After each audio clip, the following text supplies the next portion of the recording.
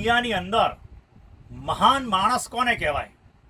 જેની પાસે ખૂબ પૈસા હોય, ખૂબ સંપત્તિ હોય, એને મહાન કહેવાય?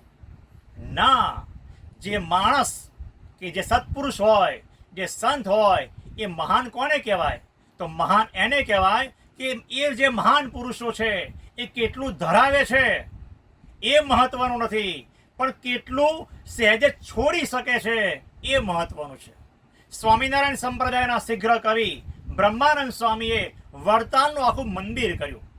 પ્રતિષ્ઠા કર્યા પછી સ્વામિનારાયણ ભગવાને અમને કીધું કે સ્વામી, તમે અમારી સાથે ચાલો, તમે મંદિરના કાર્યો કરશો તો કાવ્ય કોણ રચશે? બ્રહ્માનંદ સ્વામી તરત જ વડતાલનો વહીવટ મૂકીને ચાલતા થઈ ગયા. આ છે બ્રહ્માનંદ સ્વામીની મહત્તા.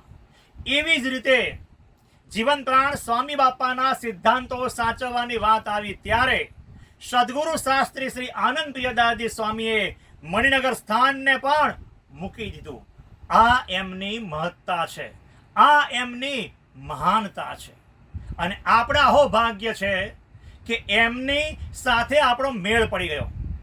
જેમ માતા કે પિતા પોતાના બાળકની આંગળી પકડી લે અને પછી એ બાળકને રોડ ક્રોસ કરવો હોય તો એને કોઈ તકલીફ પડતી નથી, તેમ સદગુરુ સ્વામીએ આપણી આંગળી પકડી લીધી. તેના કારણે આપણે આધિ, વ્યાધિ અને ઉપાધિમાંથી બહાર નીકળી ગયા અને સર્વોપરી શ્રી સ્વામિનારાયણ ભગવાનની આપણને ઓળખાણ થઈ ગઈ. તેથી આજના દિવસે ખાસ કરીને આપણે સદગુરુ સ્વામીને યાદ કરવા જોઈએ, તેમને નમન કરવા જોઈએ, વંદન કરવા જોઈએ, તેમના ઉપકારોને યાદ કરવા જોઈએ. કારણ કે આજે 26/5/2025 છે, એટલે કે આજથી 40 વર્ષ પહેલા સદગુરુ સ્વામીએ આપણા માટે કુમકુમ સંસ્થાનો પ્રારંભ કર્યો હતો.